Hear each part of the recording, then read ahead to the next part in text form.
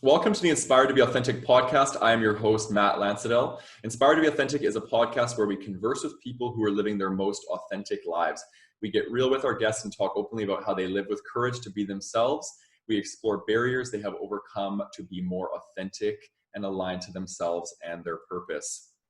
Today is episode 10, and we have a very special guest, Tahira Jamani. Welcome, Tahira. Hi, Matt. Thanks for having me. I'm really excited to be here. Yeah, thanks for coming on. Excited to have you on. So today we're going to be talking about mindfulness. We call it the search inside ourselves. We're going to search inside of ourselves. So I'll introduce a little bit about Tahira. So Tahira is a mindfulness coach and the founder of the Chain Reaction. She is a certified teacher of the mindfulness-based emotional intelligence leadership program that was developed at Google called Search Inside Yourself, and was trained at Berkeley University. Using neuroscience and scientific findings, she makes mindfulness relatable and accessible to create positive change.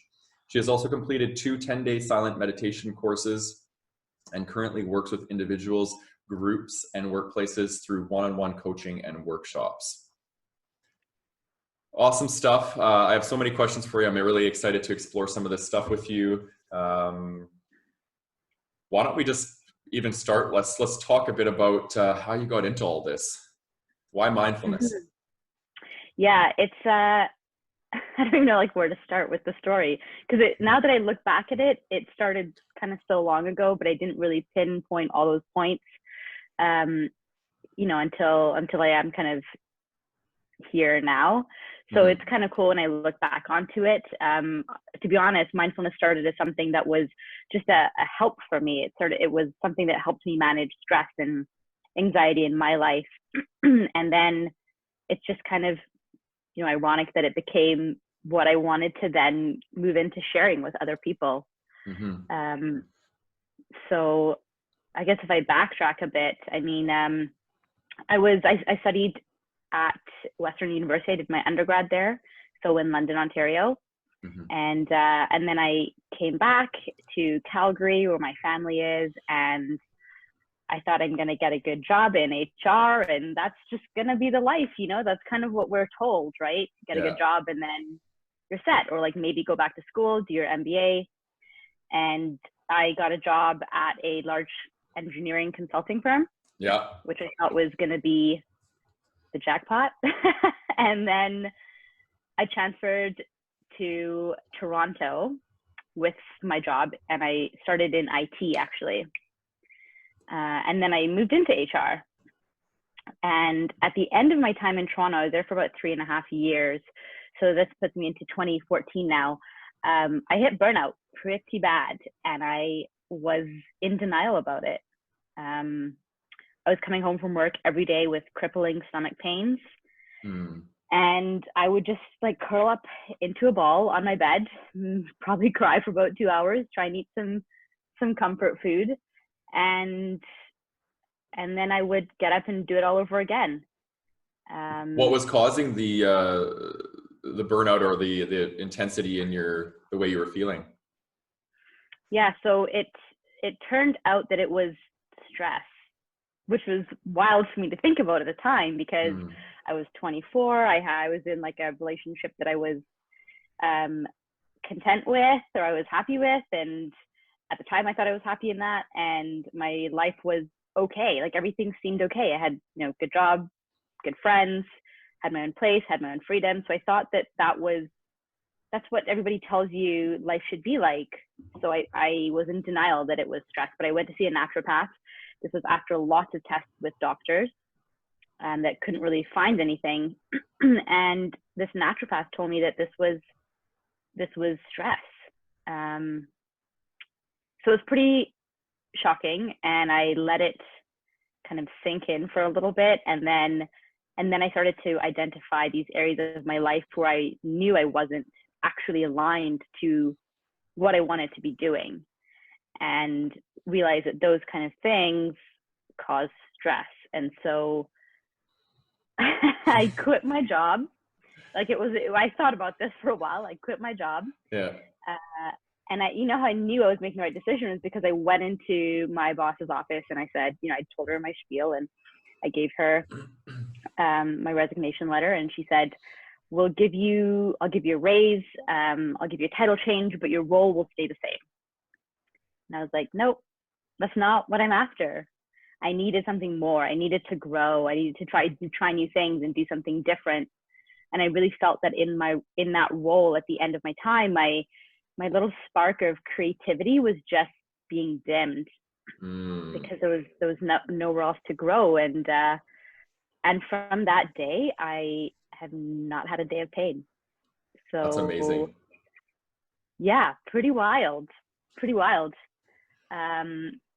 This is one of the main reasons why I wanted to have you on the show, is because I try and call people onto the show who I feel are aligned to their purpose. They're aligned to their calling, and alignment is such a strong correlation between alignment and authenticity, right? We become aligned, and then that expression of alignment ends up being our authenticity. And I think for you to have that experience and show the viewers that, you weren't aligned, this malalignment was causing stress, and the stress became a physical manifestation in your body. Mm-hmm. So how did you align yourself? What had to take place for you to start to feel more aligned? Yeah, so I took some time off of work. As I said, I left my job there, and I came back to Calgary, and I just needed to take some time to, one, heal my body physically, and two, figure out what it was in my life I wanted to do, at least for my next step. Because I had known kind of deep down, which I just continue to shove down, that being at that company was not the right place for me. I knew that from, maybe a year after being with that company, because values were misaligned. But I tried to have this separation of work and personal values. And so I figured out that that's not really a thing. Yeah, you can't do that, right? Yeah, like it's just, I mean, I'm sure a lot of people who do and can, but it's like, it just feels better when you are aligned, and it's better. So I took some time off. I started to identify what my actual goals were in my life, what are the steps to achieving that, and just kind of mapped out a few different things. Spent some time with family and just kind of like replenished my love tank.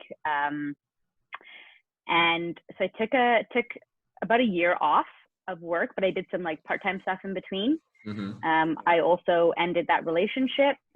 It was almost a 5-year relationship. So that was definitely the most difficult decision I've ever made in my whole entire life.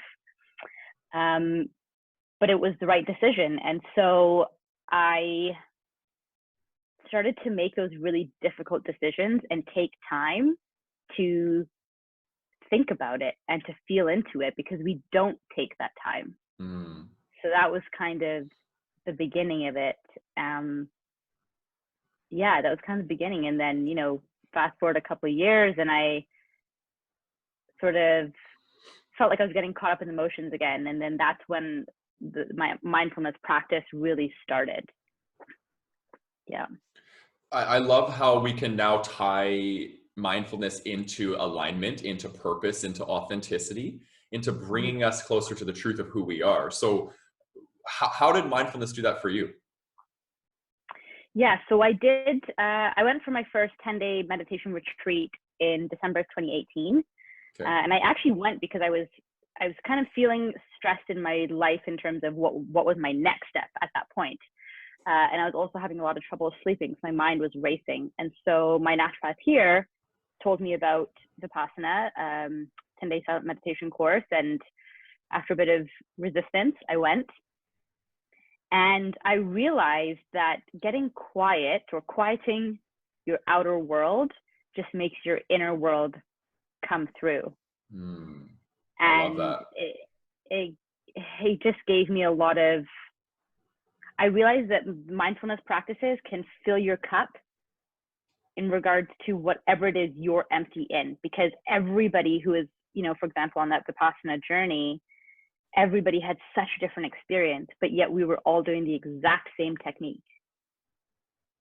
What is this technique? Why don't you share a little bit about what you do in these Vipassanas? Yeah, absolutely. So Vipassana is, it's a body scan style meditation. And the one I did was led by S.N. Goenka. the late Asan Goenka, Yeah. because there are different styles of Vipassana, but this one was specific to Asan Goenka, and so you wake up at 4:30 in the morning, and actually wake up at like 4, and then you sit for your first meditation sit.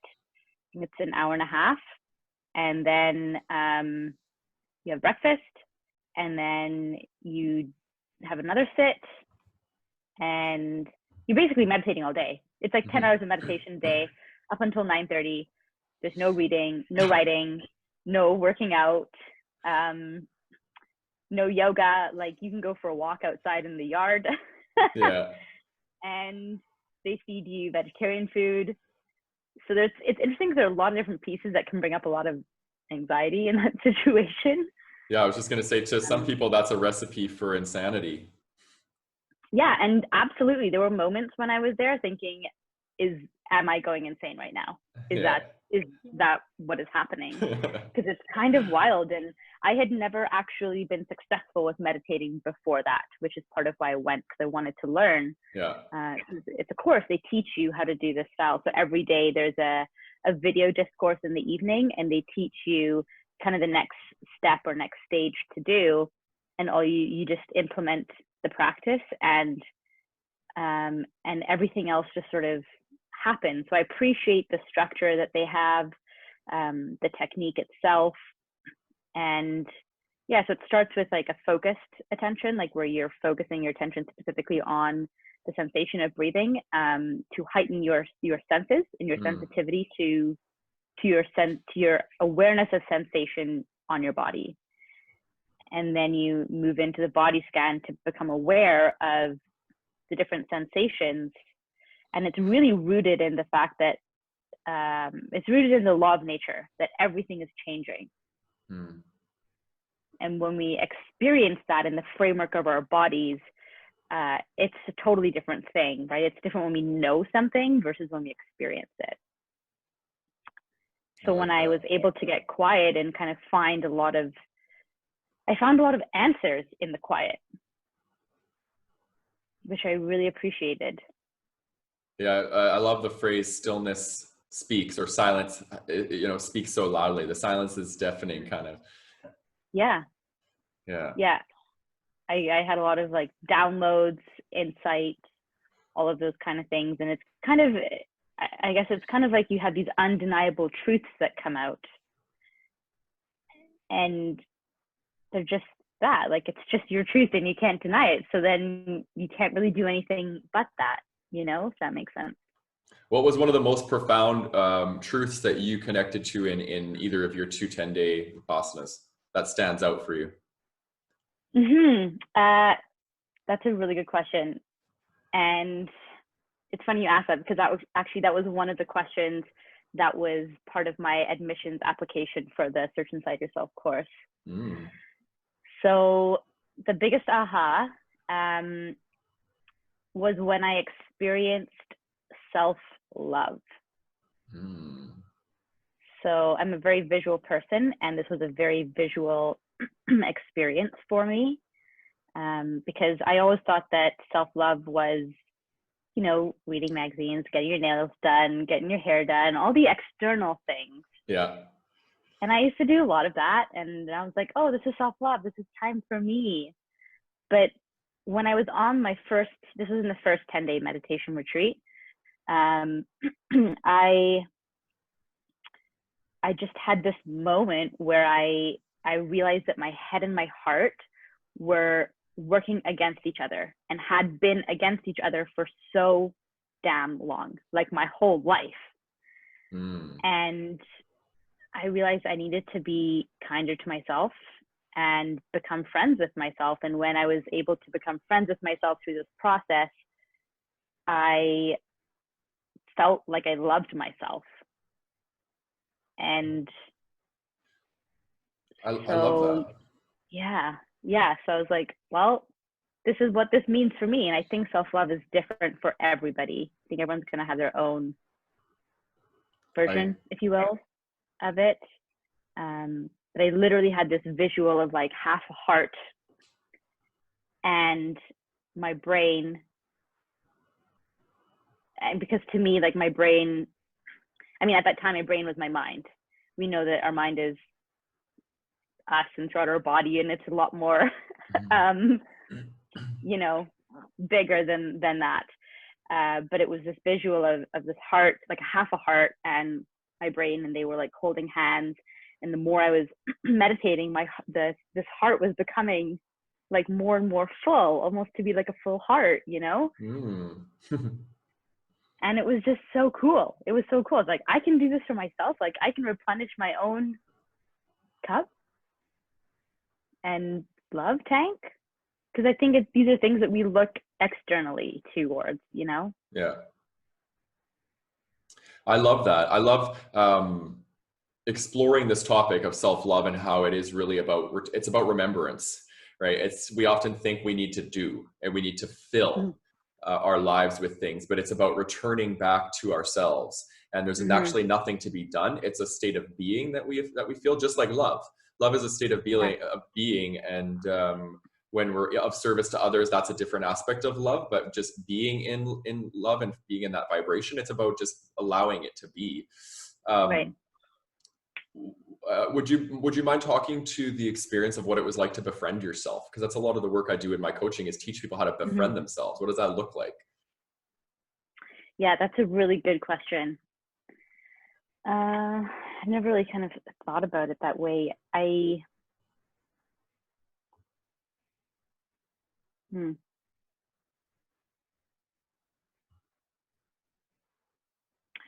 So I think what really happened for me in a more technical way was I trusted the process of this Vipassana experience. And the same thing happened in my second 10-day, which I just did this past January. And so there's this trust in the process of what's happening and in meditation itself, because I had heard so many good things about meditation. So that's why I went for the first course. So there's partially a trust in a process, and I'm a process-driven person, so I appreciated that. And from that, because within that process came all the quiet, came all the the work on ourselves and implementing this process and learning these insights and these truths that come out internally. And when we go through that, we drop all the stories that we're told from society or how we should be living our lives. And from there came this love for who I am versus who I should be, or who somebody thinks I should be. And so within that kind of muddled process came that, the appreciation that we're all different and we all have our own journeys and we're all awesome in our own ways. And we need to unleash that, because we get so tied up in these shackles of stories and the shoulds and all these people that have opinions about how we should be living. I don't know if that really answered the question. Yeah. But no, it did. It made me think about what I talk about often is the difference between what I am and who I am. The who I am is the energy underneath that serves me to allow to be the what, which is the identifications, the relationships that I have, the labels that I wear, all that sort of stuff. That's the what, right? What am I? I'm a son, I'm a coach, I'm a this, I'm a that. But the who I am is so much deeper, right? And that's kind of what this podcast is about. It's about restoring people's ability to be able to know who they are. Less identification with what I am and more identification with who I am. So you answered it beautifully. I think it's perfect. So if you were to answer that question, I think this is one of the hardest questions to answer as a human being. When someone says, "Who are you?" How do you answer that? Who am I? Yeah, I mean, I'm actually like, are you looking at like labels or like characteristics, or because there's so many ways to kind of go with that. I would say take it the way whatever feels natural and organic for you.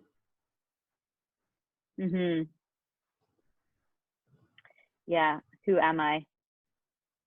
I am living and practicing what I share. And I think that's really profound, because that's who have also been a lot of my coaches and mentors in my life, because they've been through it and hopefully come out on the other side if they're the ones sharing it. So, you know, I'm sharing my journey through my work. I'm also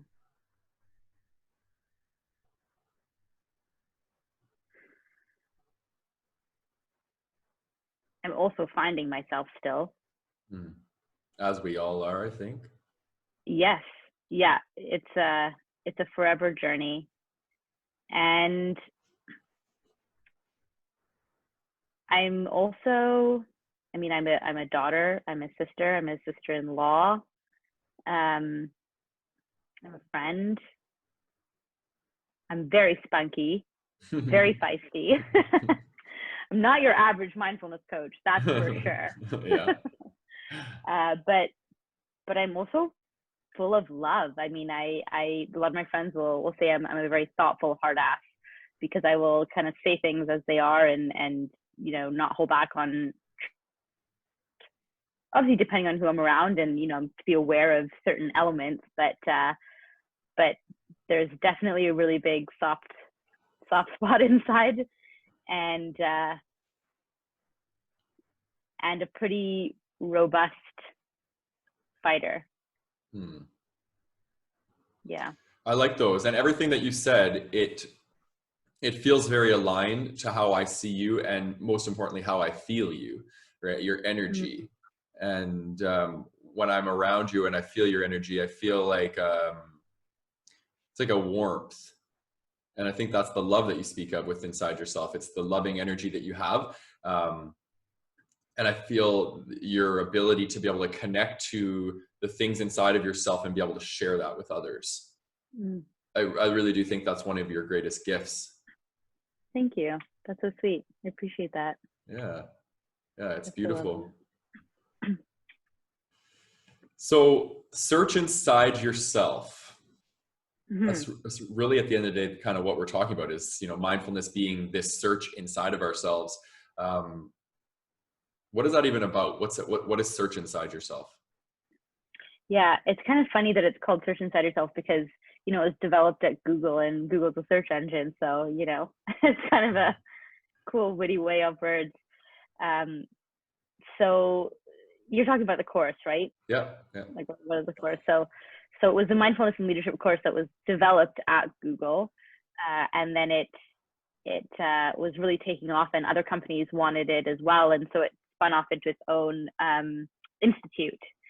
And so it is a 2-day live course. So I've taken the course and then also been through a year in the teacher training to now be able to share the course too. And it's kind of a deep dive into mindfulness, kind of an intro to mindfulness and what it is, self-awareness, self-management, empathy, motivation, compassion, all of these different elements that make up emotional intelligence. So it's really about training these emotional intelligence tools, because as individuals and leaders, whether we're leaders at work or also in our own lives, because we all have to make our own decisions, we are always having to connect with people and connect with ourselves to make sound decisions, right? And if we look at some of the strong leaders in the world today, you know, they didn't just get there because of technical abilities, and technical skills are great, but there are all these other elements. If you ask somebody what you think, like, what would you say are strong characteristics of a leader? Strong characteristics of a leader, I would say probably somebody who's willing to be transparent and open. And I think, actually, to be honest, I think a strong characteristic of a leader is going to be surrender. Because a difference between a manager and a leader is control and feeling like you need to micromanage. And leaders are really good at surrendering and allowing the people that they're leading to lead themselves in a way through being an example. So you're almost like virtuous. A leader is somebody who's virtuous. Right. Yeah, absolutely. I would fully agree with that. And those that characteristics of being able to surrender, and have the eye on, delegating and all those kind of elements, it comes from these, what we call softer skills, right? Which are tied to emotional intelligence. And that's really what a lot of this work is cultivating. So it kind of starts with the internal work of the self-awareness and self-management, so how we portray our emotions and display them. And then kind of to the intrapersonal skills of empathy and compassion and how we connect with others. So yeah, so that's kind of the course, and we did like a deep dive into all the neuroscience behind it and scientific studies, which was really cool.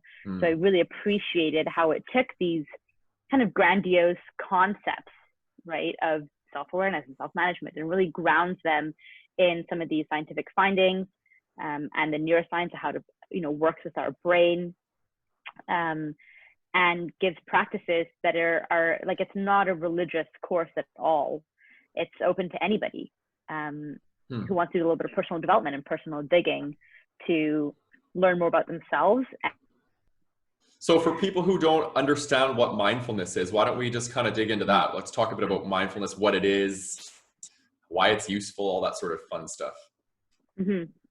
Yes, absolutely. So mindfulness, as I define it, is about paying attention on purpose without judgment. So if we think about, like, it can be hard to understand that, but if we think about, say, for example, you're on vacation on the beach, sitting in the sun, and you're just enjoying the sun and you're super present, because, sort of nothing else matters. Nothing else that's going on in the world in that moment matters. You're just there, maybe sipping your pina colada, enjoying the sun, and you're just being in that moment. You're not doing anything, and you're also not judging it. So it's a really profound, it can be really profound when we internalize it and realize that happens to many of us in so many different areas of our lives. Yeah. Like, it's kind of like when we're in that feeling of flow, Yeah. I like that. So you talked about emotional intelligence. What's the relationship between mindfulness and emotional intelligence? Yeah, so basically I use mindfulness practices to train emotional intelligence domain. So for example, because emotional intelligence, if we want to kind of explain it, it's about being aware of your own internal states and other people's internal states, and using that information to guide your decisions and your actions. So you have to build this awareness of yourself first, and then you have this awareness of other people, and then you kind of put that all together to make sound decisions in how we're going to interact or act in that moment. So that's kind of what emotional intelligence is. And so we use mindfulness practices to train emotional intelligence. For example, the domain of self-awareness. So, self-awareness is about being aware of your internal state. So kind of that feeling, like knowing when you're feeling angry or excited, or like noticing when that feeling comes up, because a lot of the time we're triggered by emotions and then we act from emotions. So there's this concept of, or this space where it's important to be aware of the emotion as it's coming up, so we can say, oh, I'm feeling really angry, I could just lash out right now.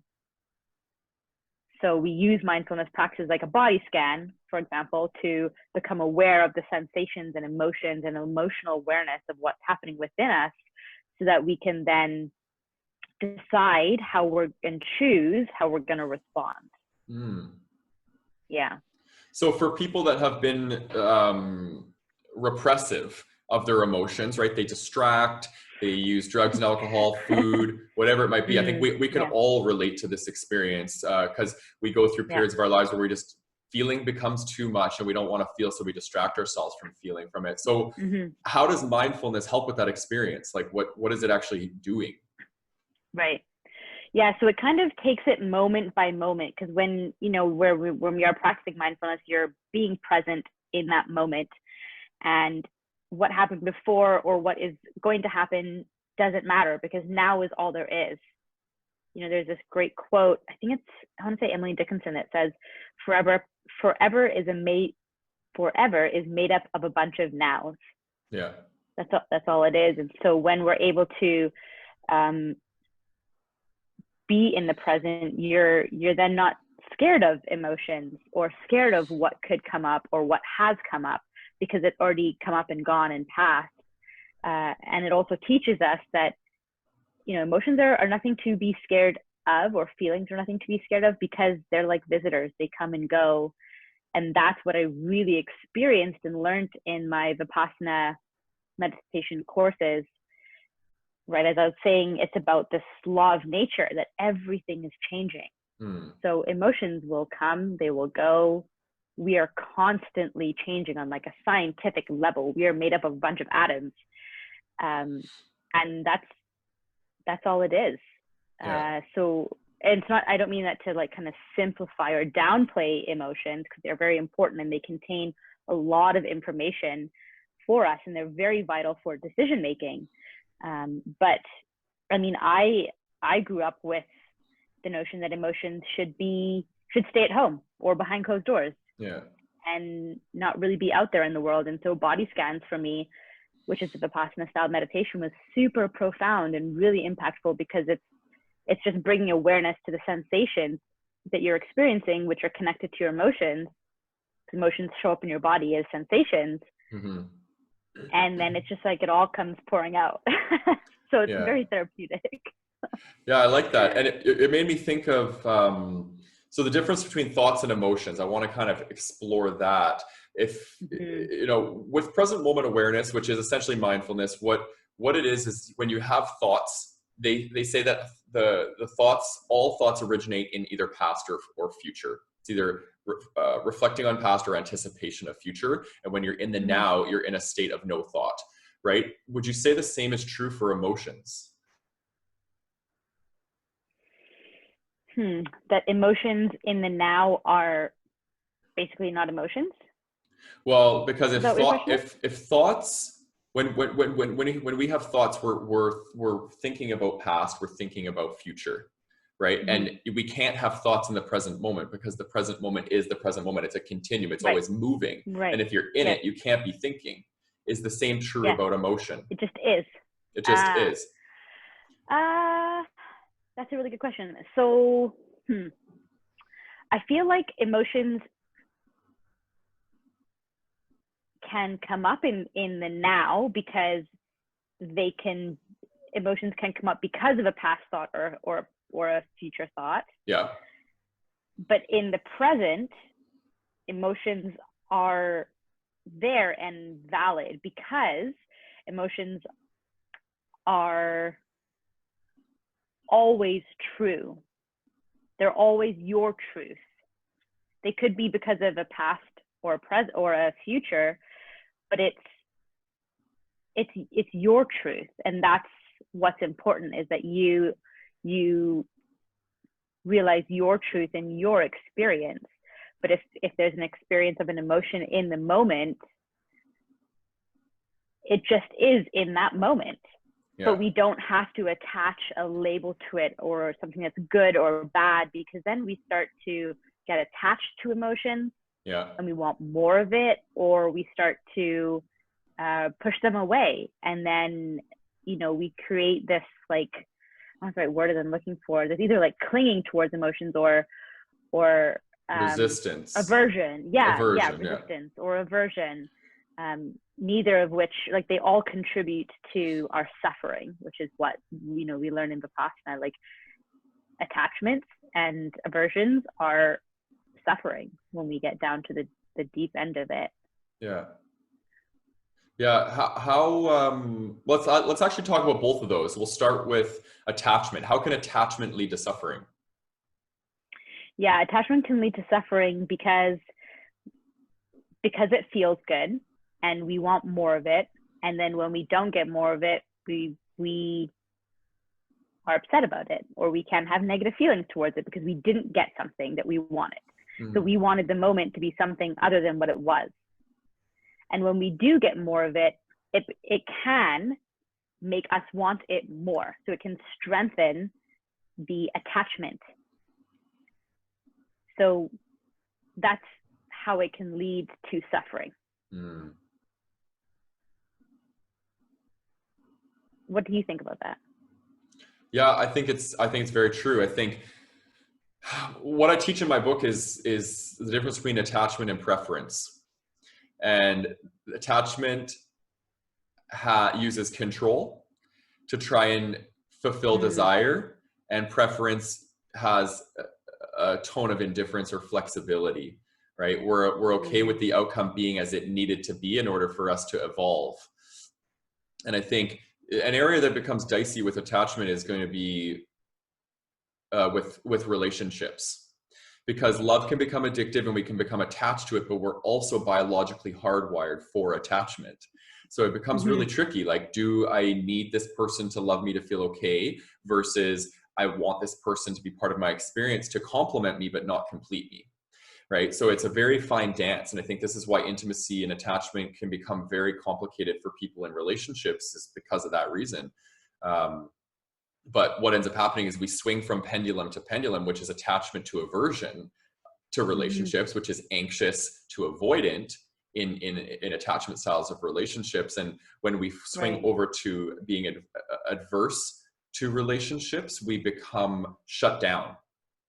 And this is how mindfulness can be such a great opportunity for us to work with those aversions and start to process some of the things that we've been repressing around our fears of intimacy and stuff like that. And so what? Yeah, I think it's interesting when it's kind of applied to the relationship spectrum, because attachment, even as you exactly just said it, you know, we become attached because we want love from other people. But within the mindfulness practice, when we go deep into it, we love ourselves, and that's all we need. But it can sound very conceptual and sort of like out in cosmic ooze. And it's like, how does it really stay grounded? But it's something that when you kind of experience it, it's a whole other level of, as you said, like, you prefer, like, I wouldn't say that we would need somebody to feel loved, but you would want that, like, you might prefer it, right? But we're whole on our own, because if we're constantly looking for that confirmation and validation outside from things or people or places, we're never really whole. And so, you know, people say, oh, this is my better half or my other half. And, you know, like, I get that there's an element of like the cuteness to it, but there's also like a societal issue with that too. Yeah. I think. Yeah, I agree. And I think it's okay to say we need love from somebody else. I don't think there's anything wrong with that, because if we're coming from a place of wholeness and we offer ourselves the safety and the love for ourselves that we desire, and we're not using somebody else's love to plug a void in ourselves, then it's healthy. But when we're using someone else's love to plug a void within ourselves, I think it becomes unhealthy. And that really is the underpinnings of codependency and anxious or avoidant attachment, is we become reliant on other people and attached to other people to fulfill needs that we aren't able to meet for ourselves. Yes. And I love the saying that we can only love someone as deep as we love ourselves, because we literally can't. If we don't have the capacity to love ourselves, we'll never have capacity to allow someone to love us the way we need, and we'll never be able to love them more than the depth to which we love ourselves, right? So it's an offering, and being of service to others is first starts with being of service to ourselves. Yeah, absolutely. And I think a lot of that comes back to self-awareness too, of knowing ourselves and how we're behaving in relationship towards ourselves and towards the other person too. And if we don't have that level of self-awareness and our own sort of, you know, digging in ourselves to get to know ourselves better, of what we need and what we don't need, and, you know, all those kind of elements, then it can just send a relationship into a real tizzy. But the more we know ourselves and are aware, then you've kind of gone a little bit deeper, and you can tell that with the other person too. Because if you know, you're attached to them and they're attached to you, it's just this like fight of attachment, versus a more kind of conscious, like chilled out, wholesome love, I think. Yeah, exactly. I totally agree. So Yeah. to your other point, so we talk about attachment and then we talk about aversion. So what is it, or what does it look like, or what happens when people become adverse to feeling their feelings? Mm-hmm. How does that express itself? Well, so I heard this phrase once that was, you can only shove so much under the rug before you trip. Ooh, I like that one. Yes, me too. That really hit home for me because I was shoving lots of emotions under there for years. Yeah. And I mean, look what happened. I fell flat on my face, you know, when I hit my burnout stage, and that, I mean, I'm still recovering from that, and that stuff takes years to work through. So it can show up in so many different areas of our lives. It can show up as stress, as physical pain or suffering. We just run away from it is what we do when we're averse to it. We run away from it. We avoid it. We don't want to talk about it. Yeah. But it's also that nagging thing that we have inside of us that keeps knocking and is going to keep knocking until like the world or your body forces you to listen and doesn't give you another choice, which is a very hard route and not recommended. Yeah. But sometimes that's how we have to learn. Yeah. So that's, you know, that's one way that it can show up, and it's better to just deal with it because it's not as scary as we make it seem. We make it seem really terrifying. And I'm not saying that emotions and things are not terrifying, they're scary, but we can come out the other side. And when you come out the other side, or we sit with it and face it, we get so much stronger and self-resilient. That's where resiliency comes from, because we know that there's nothing quite as spooky as our own minds. Like, our own minds are wild. So wild. And they hold us back from everything and anything in life, is what I believe. Yeah. So, I mean, I'm reading this book called Can't Hurt Me by David Goggins. Have you heard of it? No, I haven't. He's such a badass. This guy did like 100-mile race on like basically broken legs. And he's all about defying your mind and mastering your mind. And it's so cool. And I have experienced it too in all these different elements. And even like at the 10-day retreat, I was like, there's no way I can sit through 10 days of silence. But, you know, we better believe that we believe what we tell ourselves. So if you say you can't do it, yeah, you can't do it. Yeah. But if you say you can do it, then you'll do it. Yeah, exactly. Yeah. Something that came up when we were just talking about that is, I find it interesting, the word mindfulness, because the practice of mindfulness is about moving from your head into your heart, essentially, your head into your body. Why do they call it mindfulness? I always wonder this, because it's saying it's applying that we are making our mind more full. Mindfulness should be called bodyfulness. You know what? I've never thought about that. It's a really good question. Why is it called mindfulness? Yeah, I wish I had an answer for you. Just an observation. I'll just sit with that one. I'll let you know after I meditate on it. Yeah, exactly. And you let me know too. Yeah, I will. So the chain reaction, I love that name, first of all. What does it mean to you? It means that every moment can have an impact on the next. And every activity we do can have an impact on the next. So, you know, I do focus on being in the present moment, but it's also important to notice and know that, you know, every activity we do has an impact on the next. So for example, if we have a really terrible sleep, you know, we're probably not going to exercise the next day. And we might reach for sugary foods and foods that are not going to help us or serve us. and that's going to impact our mood. And all these things have a ripple effect or a chain reaction effect on all these different elements.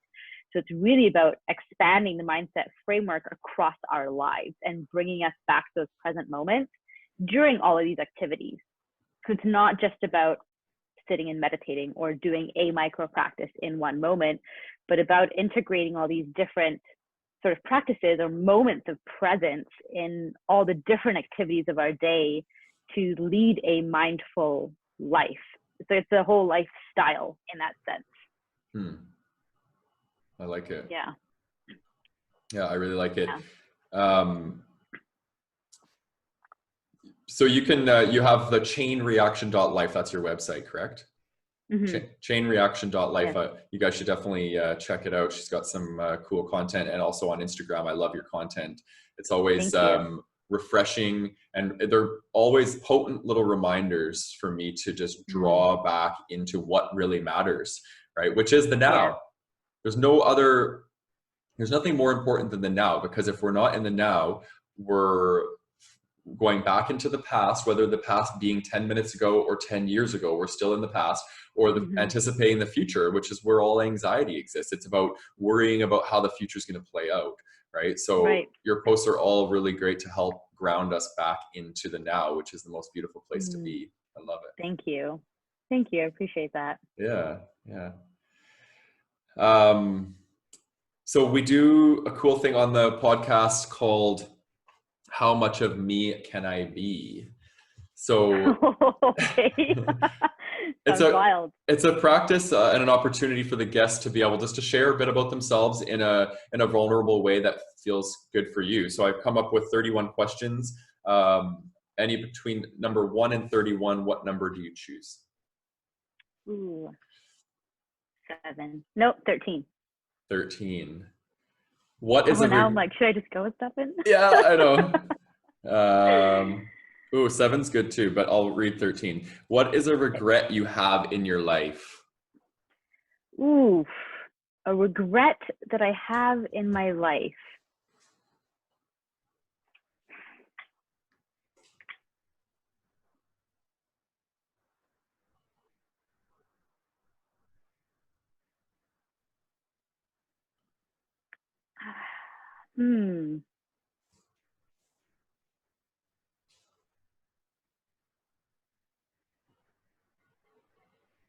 I don't know. I think if you asked me this years ago, I would have probably had a lot, but now I really truly feel like everything that's happened has happened for a reason, you know? Yeah. I really, really, truly believe that there's a reason that specific decisions were made, because it's led me to be here right now with you in this exact moment. Yeah. And doing all the things that I do. So I don't know how to answer that one. I don't have one. I love that. And that's okay too, because I think when we do practice present moment awareness and mindfulness and emotional intelligence and all of these concepts, we see the power in our pain. We see the truth and in our suffering and how it led us to exactly where we needed to be. Right. And that's such a valuable lesson in life, because when we approach life that way, we realize that we don't need to continue to repress our feelings, because we no longer fear suffering, because we know suffering actually shapes us into who we are. And it's the judgment of our suffering that makes suffering painful. If we have suffering arise and we don't judge it, it no longer is suffering. It's just, it is what it is. And we allow it to be. And through that allowance, it releases. Right. Yeah. So it's the judgment of suffering that keeps us stuck in our pain. Definitely. Yeah. I have to say, like, on that note, I feel like I regret holding on so tightly in the past. Like, you know, I'm happy with where I am now. And yes, I believe that everything has led me here now. But when I look back, I feel like I had just held on so tightly to whether it was labels or what I should be doing or how my life should be. Yeah. So, I mean, it would have been nice to get here a little sooner, but at the same time, there's a reason that it all panned out the way it did. I totally has agree. And will continue to, you know? Yeah. The suffering's not over. There's going to Oh be a lot more no. suffering in my life, and I know that. And Oh it's about how I'm yeah. going to deal with the suffering that comes up. Hmm. Yeah. And it comes up every day. And I feel like there are these lessons in life that the world will keep hitting us with until we actually learn it. Yes. Karma. And yeah, that's true. Yeah, absolutely. Absolutely. I think, yeah, it's a powerful one. It is powerful. Yeah. Hmm. So this is me tip of the week. What this is it's about self-ownership. I'm on a journey to, or I should say a mission to teach people how to move from self-acceptance into self-ownership, right? I think self-acceptance, we go from self-animosity to self-awareness to self-acceptance to self-ownership. And self-ownership is like, yeah, like this is me, like take it or leave it. This is all of who I am, my light, my shadow, my shortcomings, my strengths. We bring it all onto the table and we show up as who we are.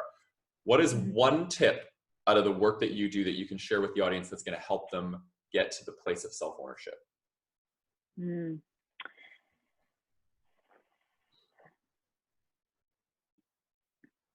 Don't deny reoccurring emotions or intuitive jabs and nudges that come up. Mm. Because we all know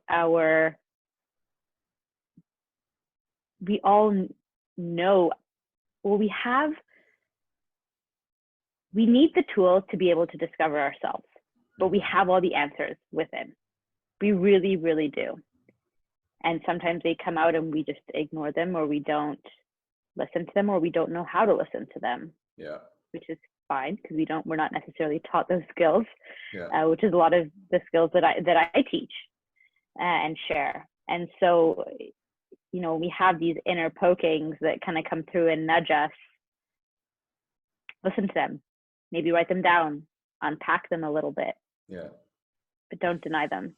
Yeah, I like that. And that's the practice of allowance. And sometimes there's nothing to do. We don't have to do anything with them. We often think the mind plays out this tale of, oh, I need to micromanage my way through this process. But sometimes all that needs Mm-hmm. to happen is the old stuff needs to come up and be gone. Yeah. It's trapped under your internal rug, and it's trying to release, and Mm-hmm. we get in our own way. So just let it Yeah. go. Let it be on its way, wave and say sayonara. Yeah. Actually, kind of a funny story that I'll share.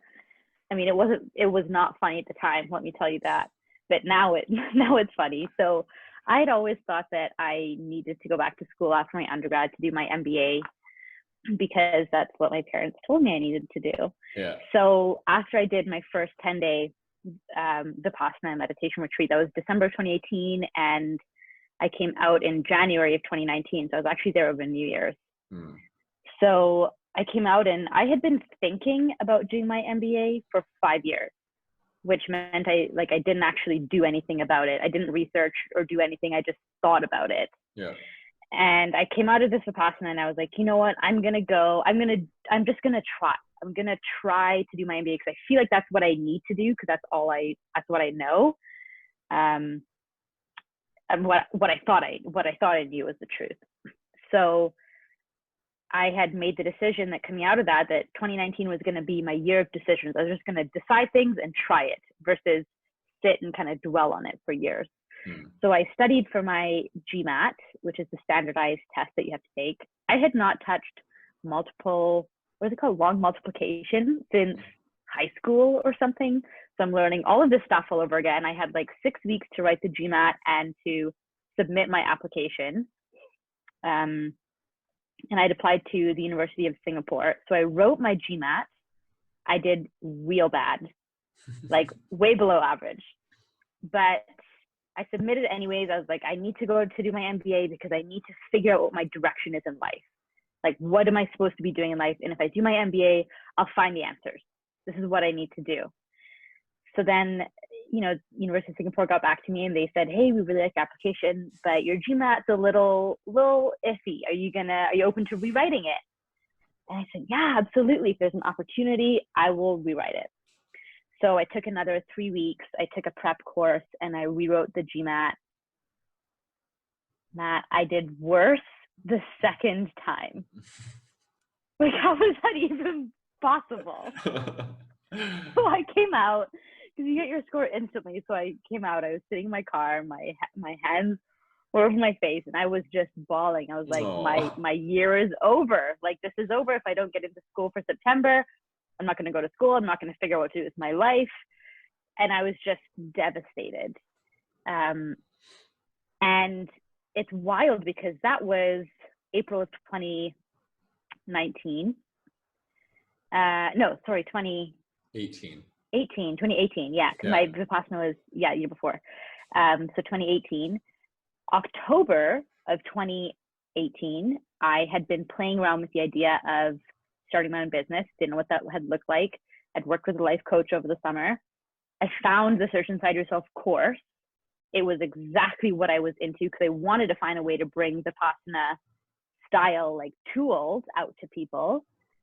So December of 2018, I took the 2-day course. January, I applied to become a teacher. February got in. March, I started the training. And March 2020, I just completed it. So it's crazy that when we are sometimes so hard and fast on a specific route, we can miss all the other elements unless we take a step back. Because after I didn't get in, after my second GMAT bomb, I went back to a spreadsheet that I have and looked at all the different reasons for why I wanted to do my MBA. And when I really dug deep into it, I could tell all the decisions that were ego-based decisions or that were valid decisions. And when I got into Search Inside Yourself and I went back to my spreadsheet and I mapped it against the MBA, all of those things that were the non-ego reasons for doing it are all hit with the Search Inside Yourself course. And all the ego ones are just like out the window. So it was just wild to see that alignment come through. And so when we accept, like I had thought that doing my MBA is what I was told to do. So I just had accepted that. And when I was able to carve a bit of my own path and listen to my own truth, that like I didn't want to do my MBA, no ounce of me wanted to do it. Yeah. The universe always has a plan for us. And I always ask people, whose life are you living? Are you living your life based off of your desires, or are you living life for other people? Whether it be your parents, your partner, other people? Do you have an imaginary audience inside your head that you're performing in front of all the time, right? Like, just be you. Yeah. And it's amazing. I love your story because it embodies the true definition of alignment, because when the universe is always giving us what we need, not what we want. The ego is what we want. The heart is what we need. Okay. And the universe knows that we're aligned to our heart, and it gives us what we need. And we create suffering for ourselves, because you were in the car with your hands on your face and you were crying and you were just upset because your ego wasn't getting what it wanted. But it was shattered. It was shattered everywhere. Exactly. But when you can pick up those pieces and move forward and get out of your own way with too much mind identification, you become aligned to your purpose. And that's really what authenticity is about. I'm so super glad you shared that story, because it really does embody the true definition of what alignment is and how you embody that. It's beautiful. Yeah. Thank you. And like I said, now I can look back and kind of laugh on it, but at the time it was not funny. Yeah. but I hope that it can also just be a lesson for others, and that, to like listen to your own jabs in that sense. Like I said, I had thought about doing my MBA, but there's also a reason I just thought about it and didn't actually act on it, and it seems like at that time I needed to act on it because I just needed to know the answer to my what if. Yeah. What if I got into my MBA? What if I had taken, gone down that path? I think I would have been really miserable if I had gone in to do it, because it was not the right path for me. But I needed that experience. Like you said, I needed to go through that twice for me to, realize, okay, let's just take another step back and reevaluate, because sometimes we're so in the trees and we cannot see where we're going. We get stuck on the on the how something is going to happen versus, you know, what it is we're trying to achieve in our life or our day or whatever it is. Yeah. Yeah, the why. we got to stay open to that. Yeah. The why, and exactly, we have to stay true to that, and the how will literally fall into our laps. I can't guarantee it. Yeah. But when I found this course, and I had, you know, I'd kind of birthed chain reaction in my mind before then, and in my heart, and then I found this course, and I just knew, honestly, from looking at the website before I even took the 2-day course, I just knew. It's crazy. It was crazy and cool. Crazy cool. Yeah. I think it's also really cool too that you know, you say that things will come to you when you know they're meant to, and all that sort of stuff, and it'll align. When you are aligned, you're not looking at it through the lens of I need my how to play out. You're aligned to your why. So what comes, you naturally know it's coming because you're already aligned. So the key for people is to not focus on the how, focus on just aligning yourself to what makes you feel good. Your feelings and what makes you feel good are always your guides. And then you'll just, everything else just falls into place. Yeah, it really does. It really, really does. And also, once we connect to our whys, then just keeping our eyes open and our hearts open for whatever it is that might come. Because if we have our why, but are still, you know, maybe closed off to opportunities, then it might, you know, your how might show up in a different version of what you thought it might be. Yeah. So just kind of staying true to that. And I think it's even kind of how we met, right? When looking for a new personal trainer, and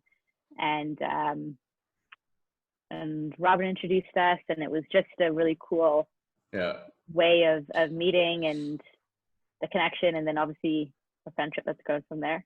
Yeah, it is beautiful. We're so similar. Even when you're talking, like I'm tracking you and I'm thinking of like where I'm going to take the conversation next, and you take it exactly where I wanted to take it. There's so much flow.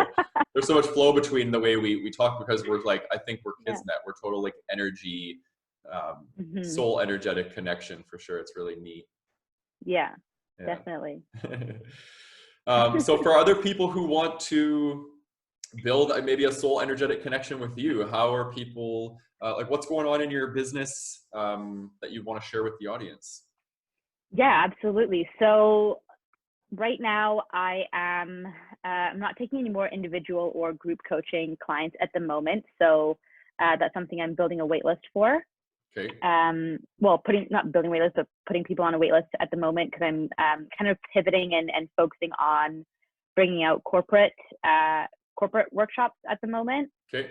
So, you know, businesses are obviously really suffering right now. I mean, as the whole global community is, but I've kind of refocused my energies to corporate workshops, and also a lot of activity that I share through my newsletters, tips and tools and tricks, and through my Instagram too. So those are great ways to connect with me. And yeah, if anyone's interested to know more about what individual or group coaching would be looking like, then happy to chat about that too. But I'm feeling really kind of aligned to be working with teams and groups right now in the workplace to kind of rebuild that energy in the workplace, so that we can continue to push forward and build resilience right now, so that we can rebuild as well.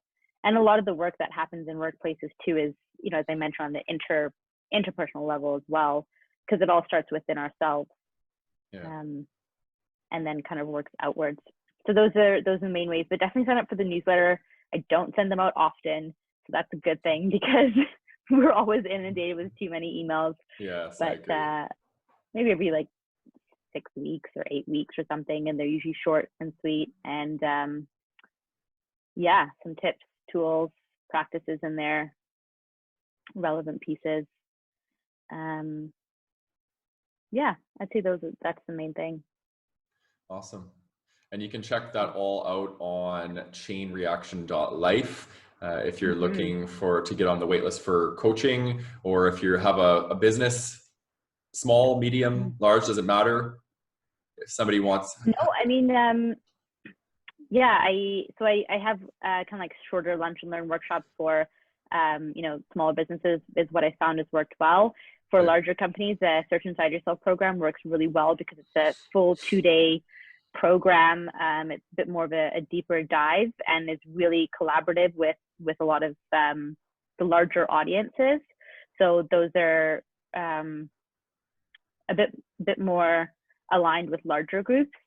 Also because of small business, it's hard to take 2 days can be harder to take 2 days out of work if the whole company's out of commission. Yeah. But those are the main ways, yeah. Okay, good. Awesome. Well, I want to thank you for taking time out of your day to come and share with myself and my audience just on all your beautiful sharing. Vulnerable sharing, wisdom sharing, it's all appreciated, and I'm very grateful that you're showing up in the most truest form of who you are. I feel it, I love it, and again, thank you so much. Thank you so much for having me. It's been such a pleasure. Yeah, you bet. I appreciate this. Yeah, and thank you for doing you too, and living your truth, and providing a platform for me and all your other guests as well to share through you as well, because when you're able to live your truth, you inspire the rest of us too, so don't forget that. Thank you very much. And obviously I want to thank the audience. Thanks for tuning in for another episode. We're already in double digits, episode 10 today. So yeah, it's exciting times. Feel free to leave comments, reviews. If you haven't subscribed, please subscribe on the platform to which you listen to these podcasts. Also, all podcasts are uploaded on my YouTube channel. If you prefer to watch and see the guests themselves, feel free to connect there as well. Sending you all tons of love. Have a beautiful day. Thank you. Bye, guys.